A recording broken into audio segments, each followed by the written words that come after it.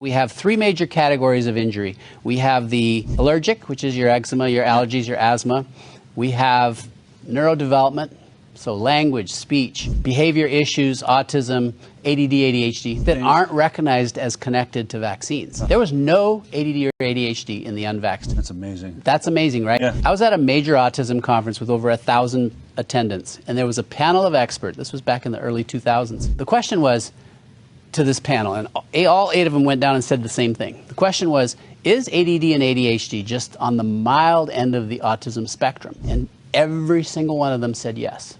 Amazing. So when you know now that in the United States, ADHD is probably 1 in 6, 1 in 10, Yeah. 1 in 8, somewhere in there. Wow. And that's the mild end. It's basically, we're doing something to our children that is messing with their brains.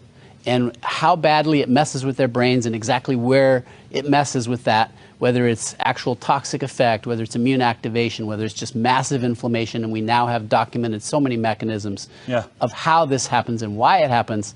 It's just a matter of degree. We are destroying our children's brains and their future. And vaccine's a big part of it. But the third category that was very clear in my data is infections. So we had increased ear infections, lung infections, sinus infections, eye infections, skin infections, GI infections, infections of all kinds combined. About 400%, 300 to 400% more. 4 times the rate of overall just infections. In the vaccinated, and these weren't even CDC vaccinated. These are like lightly vaccinated. Lightly vaccinated compared to unvaccinated. God knows. Everyone is sick. Their kids are all sick. They're sick, but they're being told by their pediatrician it's not the vaccines.